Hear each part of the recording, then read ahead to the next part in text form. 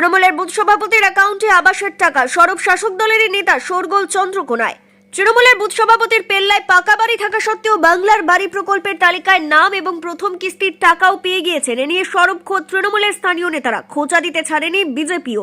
Booth সভাপতির দাবি তার পাকা বাড়ি নেই, মাটির বাড়ি রয়েছে। ঝামেলার ভয়ে সবাই মুখ না করলেও গ্রামের কেউ কেউ বলছেন পাকা বাড়ি তৃণমূল নেতার। অথচ গ্রামের এমন অনেক আছে যারা বাড়ি পাওয়ার যোগ্য, আবেদন করেও মেলেনি পাকা বাড়ি, এমনটাই বলছেন অনেকে। যদিও গ্রাম পঞ্চায়েতের উপপ্রধান জানিয়েছেন, যদি তৃণমূল নেতার পাকা বাড়ি থাকা সত্ত্বেও বাড়ি পেয়ে থাকে এরকম লিখিত অভিযোগ পেলে তদন্ত করে বিডিওকে জানানো হবে। মুখ্যমন্ত্রীর একাধিকবার কড়া নির্দেশ দিয়েছিলেন স্বচ্ছতার সাথে সমীক্ষা ও যোগ্যরা যাতে বাড়ি পায়। প্রশ্ন উঠছে প্রশাসনের বিভিন্ন স্তরে সমীক্ষা নিয়ে। ঘটনা পশ্চিম মেদিনীপুর জেলার চন্দ্রকোনা 2 নম্বর ব্লকের ভগবন্তপুর 2 নম্বর গ্রাম পঞ্চায়েতের খুরশি গ্রামের। এই গ্রামের বাসিন্দা তপন মণ্ডল, তার স্ত্রী কাজল মণ্ডল ও অবিবাহিত এক ছেলে সুমন মণ্ডলকে নিয়ে তপন বাবুর পরিবার। তপন মণ্ডল পেশায় কৃষক, সাথে খুরশি বুথের তৃণমূলের বুথ সভাপতি। স্ত্রী ছেলেকে নিয়ে মাটির বাড়িতে বসবাস করলেও গ্রামে নবনির্মিত একটি একতলা পেল্লায় পাকা বাড়ি তৈরি করেছেন। এ যাবৎ ঠিকই ছিল, কিন্তু তাল কাটলো তার বুথেরই দলের নেতা। খুরশি গ্রামের বাসিন্দা তৃণমূলের অঞ্চল কমিটির সদস্য নজির হোসেন খান, তার বুথ সভাপতি পাকা বাড়ি থাকা সত্ত্বেও বাংলা বাড়ি প্রকল্পে বাড়ি পাওয়া নিয়ে সরব হয়েছেন। তার অভিযোগ, বুথ সভাপতি তপন মণ্ডলের পাকা বাড়ি থাকা সত্ত্বেও বাংলা বাড়ি প্রকল্পের তালিকায় নাম রয়েছে, এমনকি প্রথম কিস্তির টাকাও ঢুকে গিয়েছে। অথচ বুথে এমন অনেক মানুষ রয়েছে তারা বাড়ি পাওয়ার যোগ্য, তা মেলেনি। এ নিয়ে প্রশাসনকে জানানো হয়েছে। তৃণমূলের বুথ সভাপতির বিরুদ্ধে তৃণমূলের স্থানীয় নেতার এহেন অভিযোগে জোর জল্পনা শুরু হয়েছে চন্দ্রকোনায়। এ বিষয়ে বুথ সভাপতি তপন মণ্ডলের প্রতিক্রিয়া নিতে গেলে তিনি অবশ্য সরাসরি অস্বীকার করেন তার পাকা বাড়ি থাকা নিয়ে। তার দাবি মাটির বাড়ি রয়েছে, তাতেই বসবাস করেন, তবে বাংলার বাড়ি প্রকল্পে বাড়ি পেয়েছেন এবং প্রথম কিস্তির টাকাও ঢুকেছে, তা স্বীকার করে নিয়েছেন। তপন মণ্ডল পাকা বাড়ি তার নয় বললেও তার স্ত্রী কাজল মণ্ডল আমতা আমতা করে স্বীকার করেছেন পাকা বাড়িটি তাদেরই। এ নিয়ে গ্রামের বাসিন্দাদের সাথে কথা বলতে গেলে তৃণমূল নেতার প্রসঙ্গে কেউ মুখ খুলতে চাননি। তবে গ্রামে অনেকেই বাড়ি পাওয়ার যোগ্য থাকা সত্ত্বেও আবেদন করেও বাড়ি মেলেনি, এমনটাই জানিয়েছেন তারা। এ নিয়ে শাসক দলকে বিঁধেছে বিজেপি। বিজেপির চন্দ্রকোনা এক মণ্ডল সভাপতি সুকান্ত দোলই বলেন, আবাস যোজনার বাড়ি বন্টনে প্রশাসন ও তৃণমূলের দুর্নীতি নিয়ে তারা বরাবরই অভিযোগ করে আসছে। খুরশির বুথ সভাপতির পাকা বাড়ি থাকা সত্ত্বেও বাড়ি পাওয়ার বিষয়টিও তারা জানেন।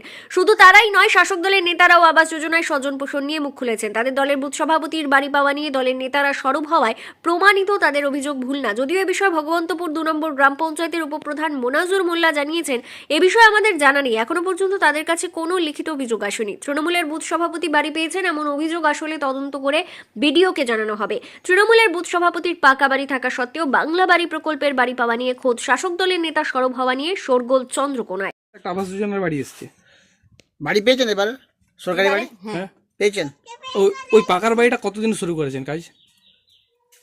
ওইটা হ্যাঁ, পাকার বাড়িতে এখনো প্রবেশ করেননি তো, জানেন তো? ওটা রেডি হয়নি পাকার বাড়ি এখনো? না, মানে কতদিন পাকার বাড়ির কাজ শুরু করেছেন? আমার স্বামীকে ডেকে দিচ্ছি। না না, আপনি বলুন না। স্বামীর সঙ্গে দেখা হয়েছে, গিয়েছিলাম। সে মাঠে। ওই যে পাকা বাড়িটা, এটা তো আপনাদের মাটি বাড়ি, আর ওই যে পাকা বাড়িটা ওটাও তো আপনাদের? ওটাও মাটি বাড়ি। বাড়ি পাননি? আবেদন করেছিলেন? কি বলছে? ঢুকবে পরে। তালিকায় কি নাম আছে? এবারে যে বাড়ি দেওয়া হলো, অনেকে তো টাকাও ঢুকে গেছে 60 টাকা, আপনি পাননি? আচ্ছা, আপনার নাম কি? রাজকুমার মন্ডল। এই গ্রামেই তো বাড়ি। একটা নর্মাল দাদা কথা বলুন তো, এই বাড়িটা কার? এই বাড়িটা আমরা ওসব জানি না, আমার দিকে জিজ্ঞাসা করবেন, আমরা বলতে পারবো না।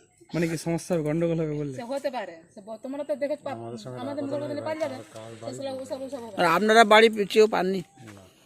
পাওয়ার যোগ্য তো, মাটির বাড়ি আছে। দেখবো, চলো না, যদি বিশ্বাস হয় দেখবো। কি নাম? রাজকুমার মন্ডল। এই বাড়িটা কার? এই পাকা বাড়িটা তপন মন্ডল। তপন মণ্ডলের? ওর কি আর কোথাও বাড়ি আছে? ভিতরে আছে। ভিতরে আছে, মানে এই বাড়িটা এখন আসেনি? এটা কি নতুন করেছে? হ্যাঁ, ও, কি করে ব্যক্তি, ভদ্রলোক? চাষে কাটে। চাষবাস করে? আর এমনি পার্টি ফাটি করে নাকি? সেটা আমি বলতে পারবো না। এটা তৃণমূলের নাকি বুথ সভাপতি, যে খুরশি বুথের? ওই ধারে। খুরশি বুথের সভাপতি? হ্যাঁ, ওই ধারে। কি করে পাটি ফাটি করেন বলতে পারবো না। বলছি, তপন মণ্ডলের নামে একটা আবাসের বাড়ি এসছে, শুনেছেন, জানেন? না, আমি চুপ করে রাখিনি। আপনারা পেয়েছেন নাকি আবাসে? আমি এই বছর 3-4 আগে পাইনি। এখন আর পাননি? এখানে অনেক লোক আছে আবাসের যারা বাড়ি পায়নি। আছে। এবারে লিস্টেও নাম নেই লোক আছে না? এবারে কার কি নামের লিস্ট এসছে? দেখুন, সেটা আমাদের জানা নেই, আর আমাদের কাছে এখন পর্যন্ত কোনো অভিযোগও আসেনি লিখিতভাবে। যদি তৃণমূলের বুথ সভাপতি যদি তার পাকা বাড়ি থাকে, যদি সে পেয়ে থাকে, যদি আমাদের কাছে অভিযোগ আসে আমরা তদন্ত করব এবং আমরা সেটা আমাদের চন্দ্রকোনা 2-এর বিডিও সাহেবকে আমরা অবগত করাবো। দেখুন, আবাস নিয়ে যে দুর্নীতি হবে সেটা আমরা আগেই আঁচ করেছিলাম এবং আমরা অভিযোগ তুলেও ছিলাম, কারণ আমরা দেখেছিলাম যে অনেক লোক যাদের পাকা বাড়ি আছে তাদেরও লিস্টে নাম আছে।